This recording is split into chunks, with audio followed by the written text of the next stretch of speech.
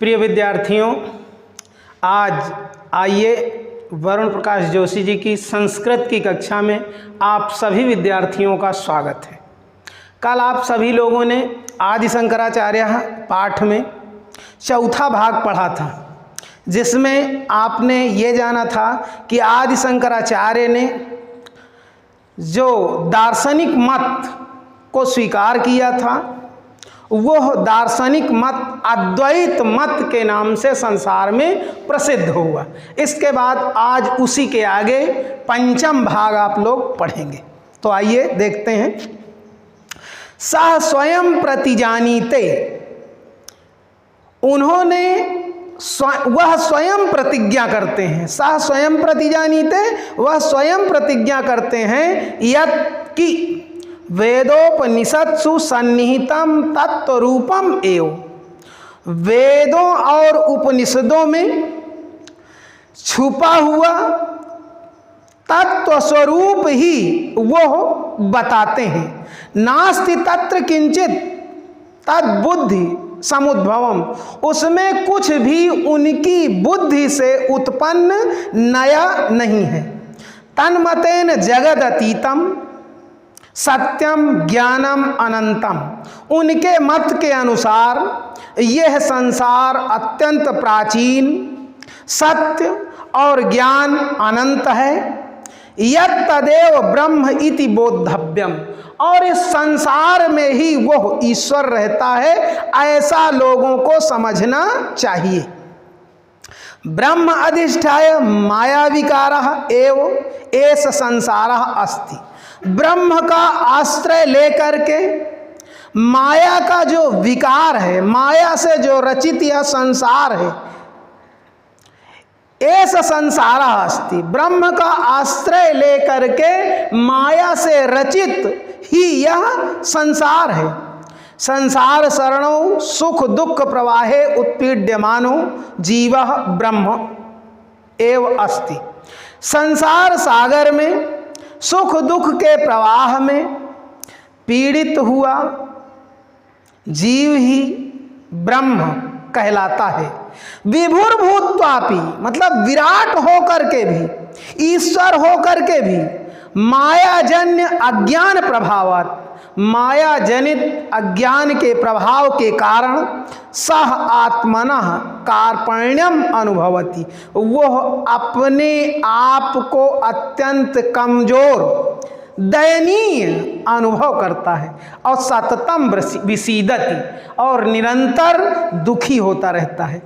एवं ब्रह्म जीवैक्यम प्रतिपाद्य, इस प्रकार ब्रह्म और जीव की एकता का प्रतिपादन करके सकल जीव साम्यम स्थापयामास, उन्होंने समस्त जीवों में एक समानता साम्य स्थापित किया।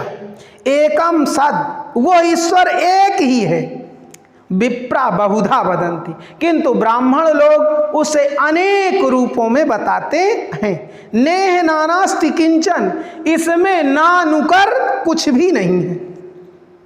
यो वै भूमौ तत्सुखम, वह जो ब्रह्म है वह ही सुख स्वरूप है और आनंद को प्रदान करने वाला है।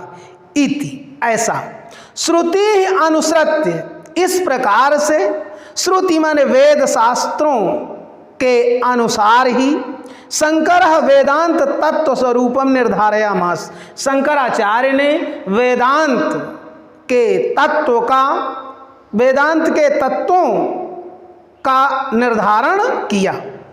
प्रतीयमानेन अनेक रूपायाः सृष्टेः अधिष्ठानम अद्वैत रूपम अस्ति, ये जो आप प्रतीयमान अनेक रूपों में सृष्टि देख रहे हैं, प्रतीयमान मतलब दिखाई देने वाली, अनेक रूपों वाली सृष्टि का जो अधिष्ठाता है, निर्माता है, वह ब्रह्म ही है।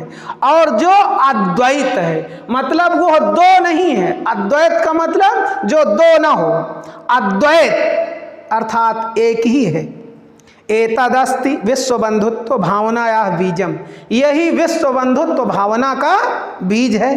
अस्या भावनाया पल्लवेन, इस भावना के पल्लवित और पुष्पित होने से न केवलम एक राष्ट्र वृक्षा संवर्धते, न केवल एक राष्ट्रीय वृक्ष बढ़ता है, अपितु बल्कि जाति क्षेत्रादि मूला उच्चा अवच भाव रूपा जातिवाद, क्षेत्रवाद, ऊंच नीच की भावना और